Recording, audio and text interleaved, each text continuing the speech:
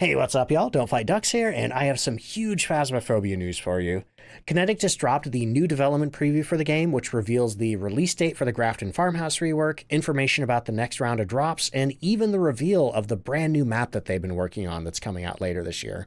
So to get things started, the Grafton Farmhouse rework is releasing on August 12th, 2025 for everyone. The Kinetic partners, on the other hand, and I'm a Kinetic partner, so I'll be participating in this, will be previewing the map on August 7th and 8th. Kinetic has put out a schedule that shows when everybody is going to be streaming it. We each get a 2-hour period to play it early.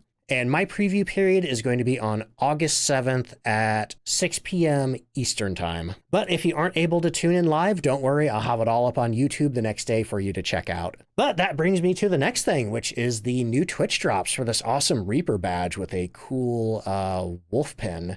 And it makes me wonder, I know if you have a parabolic on Bleasdale, sometimes you can hear wolf howling, and I wonder if there's going to be a connection to that with Grafton, but I guess we'll find out soon. If you want to get a special foil version of this badge, just watch any Kinetic partner, and once again, I'm a Kinetic partner, so you can tune into my channel for that over on twitch.tv/DontFightDucks.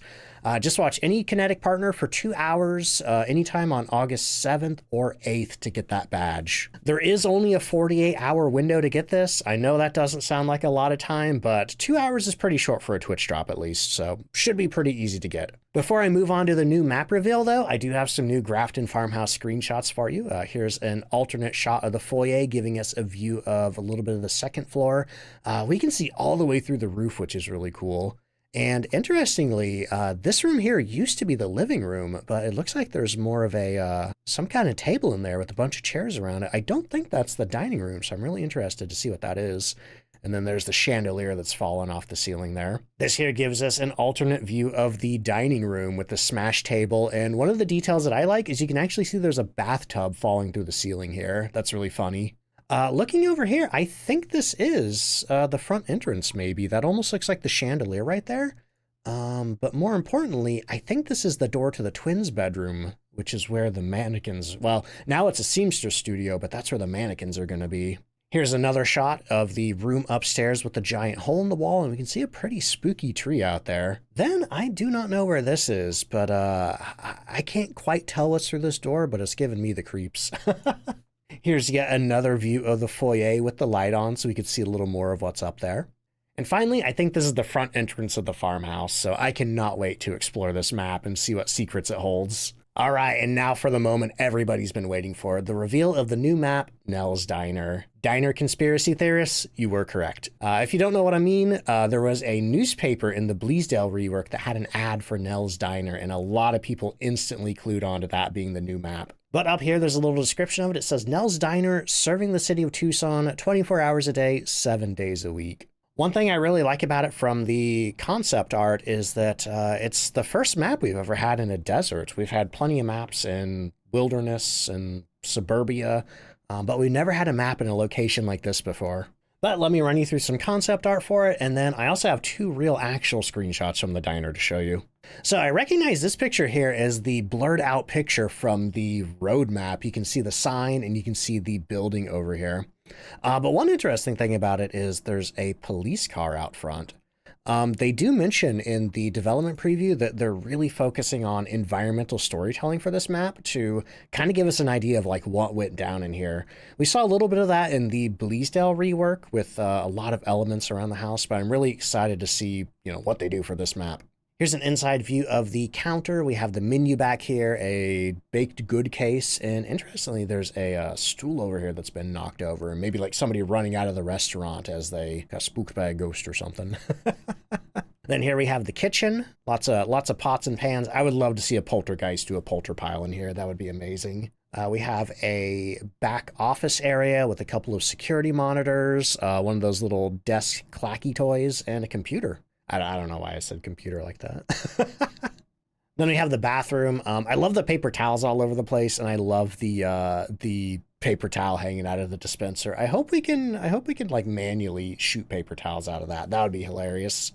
Then we have the exit door in the corridor outside of the bathrooms. It's kind of giving Freddy Fazbear's, honestly, with the checkers on the wall. Then it looks like we'll be able to go behind the diner, and one of the things I really like here is there is the graffiti. I believe this is the Diogen graffiti. I think we might have seen this in the poster upstairs in the bedroom in Bleasdale. Also, I think over here we have text that says beware. I think this says phantom. I wouldn't be surprised if this said haunt you behind that trash bag right there. And then finally, I have two actual in-game screenshots for you. It looks like there's a soda fountain here, and I think this is an espresso machine. But looks like our soda is called Sprinkle, and we can kind of see a couple of flavors. Looks like we have Cosmic, we have Zest, and then we have a booth with a lot of delicious looking food on it, and even a menu. I wonder if we can read this in game. It'd be nice to pick it up and take a look at it. $7 fried chicken special. But I can't wait to throw those waffles around. But I'm going to wrap it up on the final section of the development preview. It says that Nell's Diner is a small map. It has 13 unique rooms, and 11 of which can be the ghost room. It says throughout, players will be able to find a host of new interactable objects, plenty of looping spots as well, and of course places to hide from the ghost during a hunt.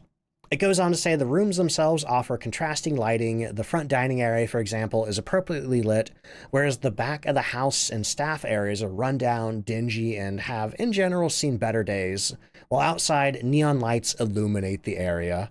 One room we're particularly excited about is the freezer, which throws a curveball at players when identifying the ghost. How can you know if a ghost is present somewhere that's permanently cold? That is true. Going to be a lot of false positives on freezing evidence.